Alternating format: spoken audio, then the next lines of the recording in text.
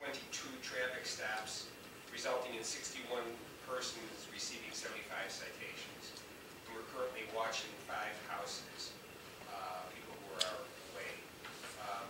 Additionally, we made a traffic stop in 2008 that resulted in a drug arrest, and at the time we confiscated $700 for seizure, and that paperwork's gone through, and we now have the $700 cash from that stop, which we can put into a designated account that we have for drug seizure money, and we can use that money, other money that we have in there, towards the purchase of items that would help us with our enforcement of the narcotics statutes.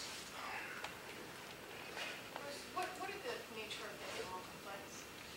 Oh, it's usually a dog running at large. That's what most of them are. I have a question. Can we add to the house watches all the vacant homes?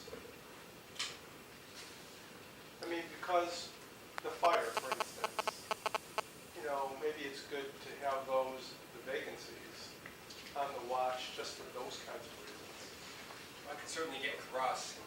We're starting to mention that. I started about 2 weeks ago, 3 weeks ago.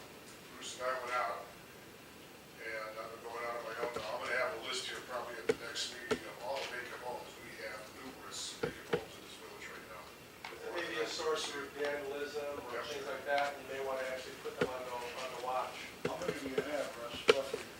Right now, I know, I think 10. I know there's a couple more out there that I probably haven't found. I think we've got close to 20 vacant homes in the village. With the people who are out of town, we check those daily. So we try to. So if you're on vacation, your house is getting checked every day. I'm sure I can work something out with the vacant homes where we won't check them every day, but we'll check them regularly. You don't have to check it the same way you check them. That's what I'm saying. We just want to make sure there's no hazard. Just some increased level of vigilance, that's all. Okay, that's something that Russ and I will get together on. Very fair. We have run 21 calls so far this month in the village of Riverwoods, 7 fire calls, 12 requests for paramedics, and 2 other. The total for the year thus far is 214 calls. 2 other brief things I want to report on. I've had reports from some of my guys that the fire hydrants are starting to become hard to find in some areas. And I think what's happened is when they were first installed, the brush was cleared away and they were very obvious. And as time goes on, people don't think about it, and I fully understand the love of the woodlands here in Riverwoods, and people don't want to do anything to harm the woodlands.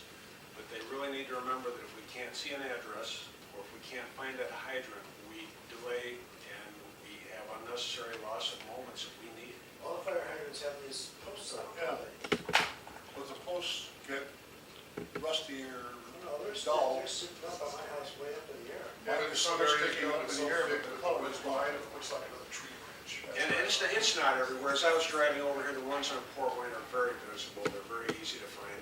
Just a reminder that if we waste precious moments looking for it, and remember, sometimes it's in the middle of the night, it's not easy to see, and we're out there with flashlights and spotlights trying to find it, and we know where it should be. We've got the computerized mapping, but it doesn't pinpoint.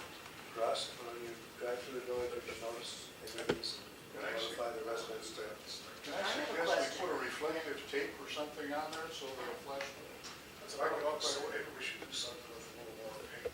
So it's something- There are communities that put reflectors that they hammer them into the asphalt Sure. where there is a fire hydrant. And as you're driving with your lights, you'll see a flare of blue where in the asphalt there's an actual marking of where a hydrant is. I don't know what the cost of that would be. No, I'll talk to Bertie, I'll find Yeah. out.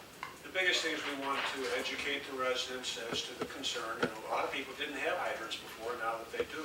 And once again, the addressing too. If we can't see the address, everything becomes more difficult, especially on some of the streets where driveways converge and there's things hidden by trees.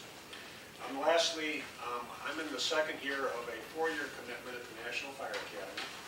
So in July, I will be gone to Emmitsburg for 2 weeks for an executive fire officer course, which will cause me to miss the 2 board meetings.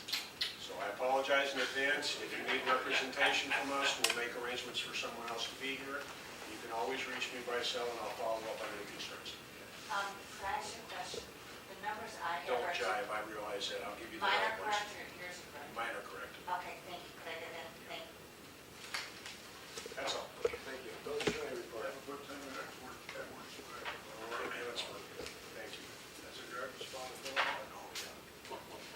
Well, the only thing, and maybe Pat can help you with this, in the action that we filed to get one of the homeowners to remove some obstructions from the drainage, did Pat Walsh have a chance to go out there? That went out there, basically, we had a range complaint, we followed up with it, after quite some time, we were getting no response from the property owner, who didn't actually live on the property, so ultimately, we had to work with Bruce's office to have a complaint filed, which very quickly got the owner's attention. He's gone out and done some video work out there. Pat Walsh took a look at it, and he was satisfactory with him.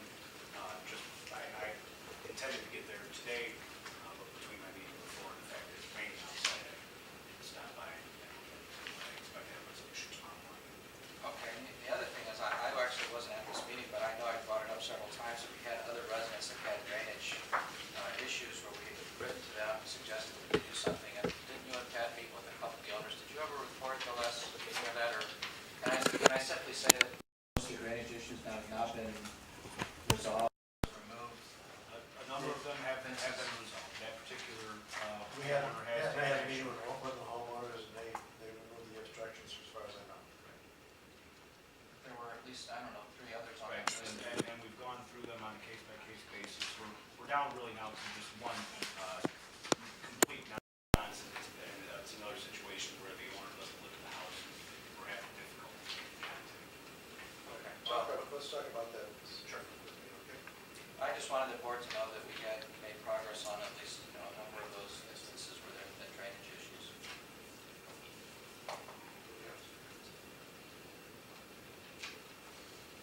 Okay, Northwood Water, we have a report of last loan between 417 and 519.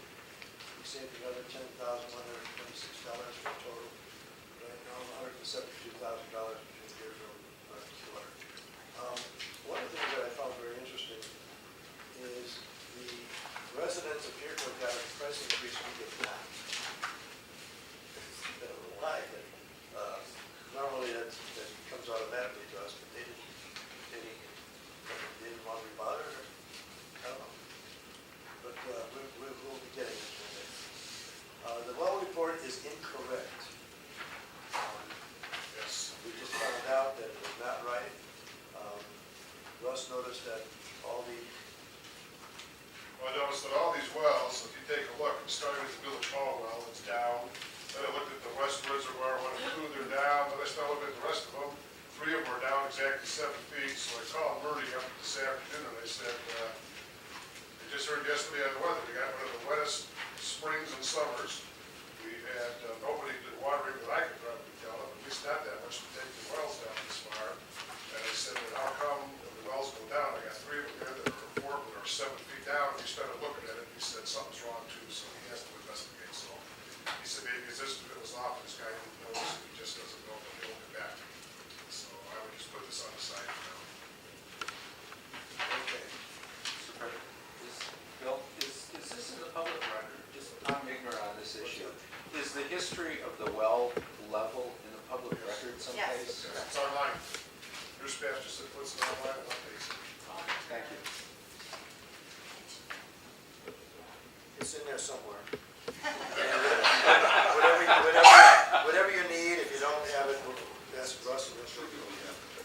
But I think it's on the webpage. I attended a wind energy task force of Lake County meeting on June 9th. And I gotta tell you something, I was very, very impressed. A lot of which was over my head. Most of the people there were Russ's equivalents, so he's gonna go to the next meeting rather than myself. But we're going to find out more about it.